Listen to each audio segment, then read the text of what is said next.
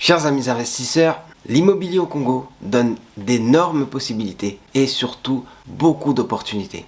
Et si vous comptez gagner beaucoup grâce à l'immobilier au Congo, alors pensez à une nouvelle stratégie. C'est une stratégie qui existe déjà, mais que vous n'avez peut-être pas avec vos portefeuilles. C'est l'immobilier de luxe.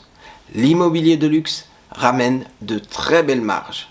Mais pour ça, il faut savoir comment opérer.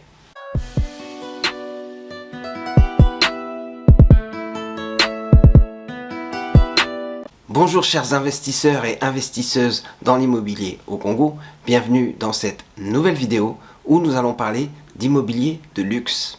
L'immobilier, c'est intéressant, on l'a vu, c'est notre secteur, c'est le secteur qui nous intéresse, c'est le secteur dans lequel nous avons envie de prospérer. Mais quand on veut prospérer, il faut penser à faire des marges. Et heureusement, il y a une stratégie qui nous permet de faire de belles marges. C'est l'immobilier de luxe. Mais pour faire de l'immobilier de luxe, il faut connaître les codes. C'est pas tout le monde qui peut en faire. Mais vous, en tant qu'investisseur immobilier, c'est important de pouvoir s'y intéresser. On va dire que le principal, c'est quand même de gagner des marges et de faire des plus grosses marges. C'est pour ça qu'on va s'intéresser à l'immobilier de luxe. Mais en fait, c'est aussi une question de prestige, une question d'image. Votre société est dans l'immobilier. Vous faites de l'investissement immobilier ou vous êtes peut-être courtier immobilier. En tout cas, vous êtes dans l'immobilier et votre société peut avoir besoin de changer de positionnement. Et le luxe, c'est quand même un secteur qui fait rêver beaucoup de gens. C'est pour ça que vous pouvez vous intéresser à des projets immobiliers de luxe ou des programmes immobiliers de luxe ou même avoir un portefeuille dédié à certains biens de qualité. Pour ceux qui nous rejoignent pour la première fois, je ne suis pas toujours habillé comme ça, mais là, c'est pour un thème spécial. Abonnez-vous au Club des investisseurs immobiliers au Congo. Vous allez voir plusieurs vidéos intéressantes avec d'autres thèmes qui intéressent les investisseurs. Donc, il suffit de cliquer sur s'abonner et d'activer la cloche des notifications et vous aurez au moins toutes les alertes pour les nouvelles vidéos. Et vous allez voir qu'il y a des vidéos qui peuvent être très intéressante pour vous si vous vous intéressez à l'immobilier, si vous vous intéressez à l'investissement en général et surtout si vous vous intéressez à l'investissement immobilier au Congo. Je reviens donc au thème d'aujourd'hui qui est l'immobilier de luxe. On fait de l'immobilier de luxe pour taper dans des plus grosses marges mais aussi pour avoir un meilleur positionnement et une meilleure image de sa société. Mais je le répète, l'immobilier de luxe répond à des codes très spécifiques. Des codes qui sont réservés aux personnes qui sont dans ce secteur. Alors, qu'est-ce que l'immobilier de luxe? On peut voir qu'il y a des résidences ou des maisons ou même des appartements qui sont de très bonne facture. On le voit tout de suite dans les finitions, on le voit aussi même dans la façade. On voit que les bâtiments sont très beaux, on voit que les matières sont très nobles. On voit aussi que l'agencement des pièces est différent. Par exemple, vous pouvez avoir un îlot central dans une cuisine, vous pouvez avoir une salle de bain agencé différemment avec une douche italienne, mais aussi des vasques et une baignoire année 1930. Toutes ces choses qui font que vous pouvez penser qu'un artiste a décoré la maison ou l'appartement que vous êtes en train de voir. Mais attention, l'immobilier de luxe, c'est pas juste de la décoration. C'est surtout dans l'architecture déjà qu'on voit que c'est de l'immobilier de luxe. Quand je vous parlais des façades, mais je vous parle aussi de la hauteur sous plafond qui peut être très élevée. Et quand vous levez la tête, vous vous rendez compte de cette impression d'espace, cette impression de liberté qui fait que vous êtes vraiment dans un bien de bonne facture. Toutes ces choses vous placent dans un contexte d'immobilier de luxe. Mais vous, en tant qu'investisseur, comment vous pouvez exploiter ce filon? Comment vous pouvez faire pour profiter de ce secteur et augmenter vos rentabilités et d'avoir une ligne dans votre portefeuille immobilier qui vous permet de marger dans le luxe? Comment vous faites? Alors il y a plusieurs cas.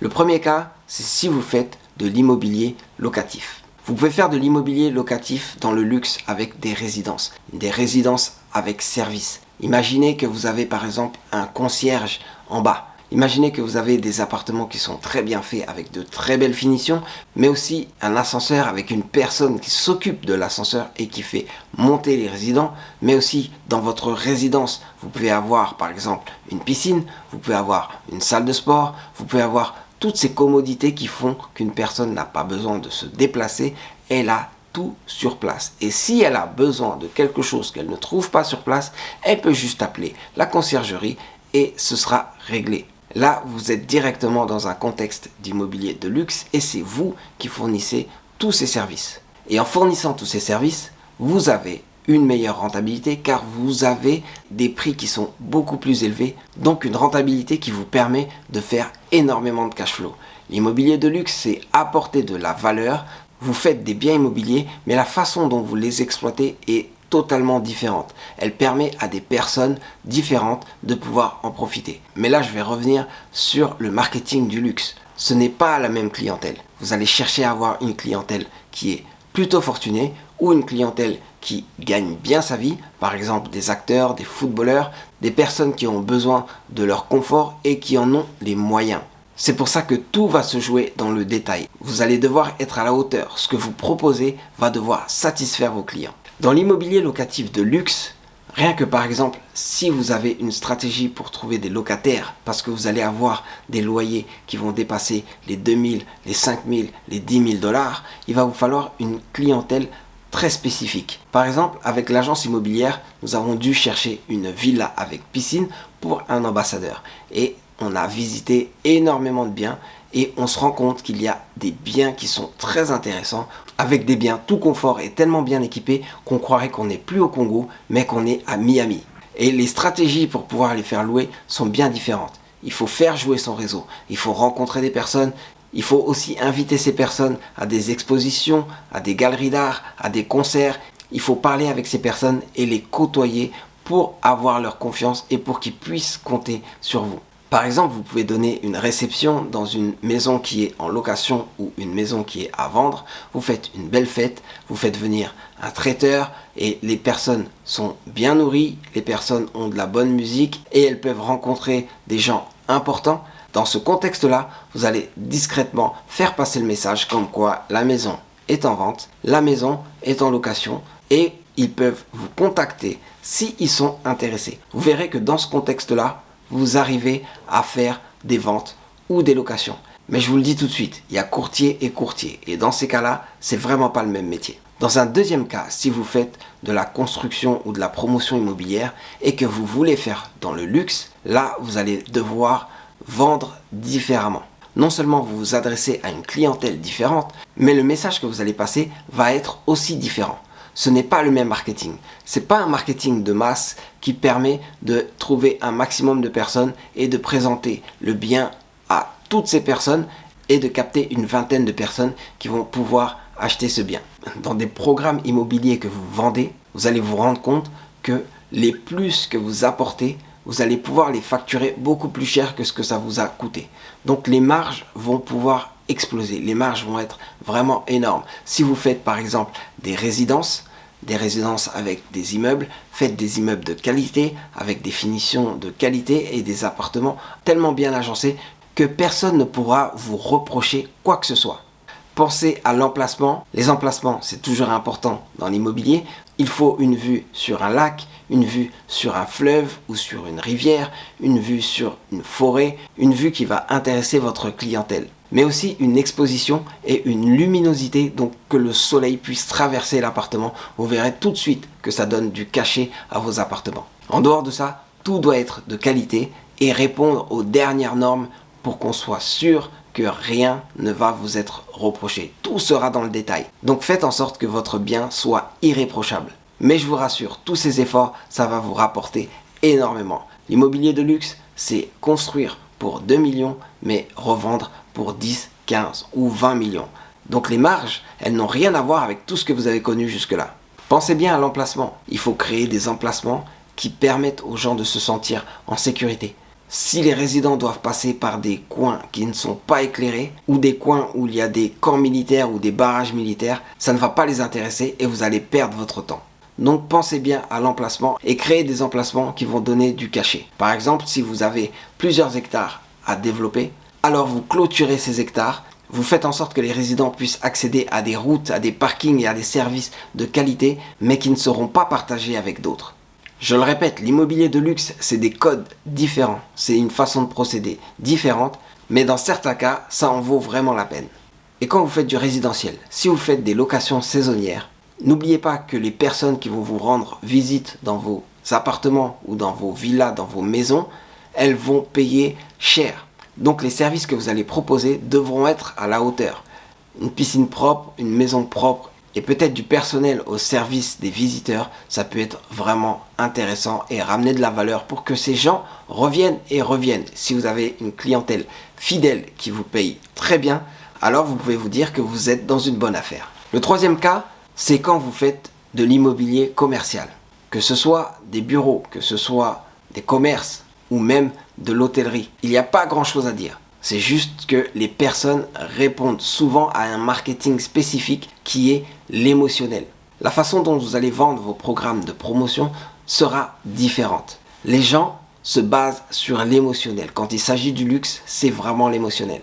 Ça veut dire une personne célèbre qui est passée par là ou des références dans un film ou de belles images, des appartements ou des belles images luxueuses, de la nature aussi luxuriante qu'il y a aux environs et aussi du calme qu'il y a autour, toutes ces émotions doivent être transmises à vos prospects, doivent être transmises à vos futurs clients pour que vous puissiez avoir de bonnes réservations et que vous fassiez de très bonnes ventes. Que ce soit des commerces. Quand on parle de commerce, ça s'est pas trop développé au Congo, mais il y a possibilité d'avoir des avenues où vous ne faites que du commerce de luxe. Un jour on m'a dit que le boulevard du 30 juin, c'était comme les Champs-Élysées à Paris.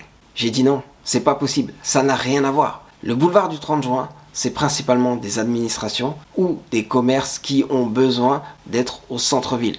Mais je n'ai pas vu des boutiques de luxe comme on peut trouver sur les Champs-Élysées ou dans des quartiers spécifiques en Amérique ou en Europe où vous allez acheter des objets de luxe, des objets de valeur. Donc il y a une place. Il y a une place pour créer des avenues, des places où vous pouvez vendre des bijoux, vous pouvez vendre des diamants, vous pouvez vendre aussi des vêtements de luxe, des vêtements de marque ou des montres de luxe. Personnellement, j'en ai pas vu au Congo et je me dis qu'il y a une place à faire car il y a une certaine clientèle au Congo de personnes qui s'enrichissent énormément et qui ont besoin de pouvoir accéder à des objets de luxe. Donc vous pouvez créer votre petite zone commerciale avec des boutiques de luxe ou même un bâtiment commercial avec que des boutiques de luxe. Et là, il faudra bien sûr sécuriser pour que les personnes puissent venir acheter et dépenser énormément d'argent. Mais il faudra aussi agencer tout pour que quand les personnes arrivent, elles sentent qu'elles sont dans un espace très luxueux et qu'elles aient envie aussi de dépenser. Là encore, on va faire appel au côté émotionnel où la personne arrive dans cet endroit et elle n'a plus besoin de réfléchir, elle sait qu'elle va dépenser. Pour les hôtels, je ne vais pas trop en parler parce que les hôtels, si vous voulez faire de l'hôtellerie de luxe, ça peut être compliqué parce qu'il faut savoir aussi comment fonctionne l'hôtellerie de luxe. Donc le mieux, c'est de travailler en partenariat. Si vous avez la possibilité de faire des murs avec des spécialistes de l'hôtellerie, dans ce cas, les murs vous appartiendront, mais ce sera des endroits de qualité que vous pourrez ensuite revendre ou que vous pourrez exploiter avec d'autres ou que vous pourrez mettre ensuite à disposition d'autres exploitants pour gagner encore plus. Pour en finir avec les bureaux, ce sera principalement l'emplacement, les quartiers d'affaires ou les quartiers où vous avez des boutiques de luxe, vous mettez des bureaux, ça va être principalement des industries de la finance, de la mode ou du luxe qui vont venir s'y installer. Donc vous pouvez avoir des locataires qui sont différents, peut-être exigeants, mais en tout cas qui vont payer rubis sur l'ongle. Donc voilà les différentes façons pour vous en tant qu'investisseur de faire de l'immobilier de luxe. Vous pouvez vous lancer si vous vous en sentez capable et que vous vous dites que c'est peut-être le moment pour vous, après avoir testé beaucoup de choses, de vous lancer dans l'immobilier de luxe. Mais cette vidéo était plus à titre informatif. Car personnellement, par exemple, je ne sais pas si je pourrais me lancer aujourd'hui dans l'immobilier de luxe. C'est en programme, mais si vous pouvez, alors j'espère que cette vidéo vous a déjà donné quelques astuces et vous a donné quelques informations importantes pour votre activité. L'immobilier de luxe n'est pas très développé au Congo. Il est plutôt développé à Kinshasa où on voit de belles résidences et de belles villas, mais il y a la place aussi dans d'autres villes au Congo pour faire des biens de qualité et aussi faire des programmes luxueux et attirer les personnes qui ont le pouvoir d'achat et l'envie de dépenser. Donc j'espère qu'à un moment, cette offre d'immobilier de luxe va augmenter et qu'on va se retrouver avec des touristes qui auront envie de venir au Congo pour visiter le Congo et aussi se plaire au Congo, donc profiter d'un confort qu'ils peuvent trouver dans d'autres pays. Il est temps que le Congo puisse s'élever et qu'on ait ce type de clientèle. Et ça passera par les investisseurs comme vous et moi, parce que nous pourrons proposer des biens de qualité. Voilà, c'est maintenant la fin de cette vidéo. J'espère qu'elle vous a plu. N'hésitez pas à mettre en commentaire ce que vous aimez dans l'immobilier de luxe et si vous vous êtes lancé, mettez aussi en commentaire si vous avez déjà vu des personnes qui se sont lancées ou si vous avez pu profiter de ce type de bien. Et aussi, partagez un maximum la vidéo, partagez un maximum aussi la chaîne du Club des investisseurs immobiliers au Congo, car nous avons une grande communauté d'investisseurs et il faut que tout le monde nous connaisse et que tous ensemble on puisse se connaître et qu'on puisse travailler ensemble. C'est tout pour moi, c'est Serge Aliwanya pour le Club des investisseurs immobiliers au Congo. Merci d'être resté jusqu'à la fin. On se voit très prochainement pour une prochaine vidéo.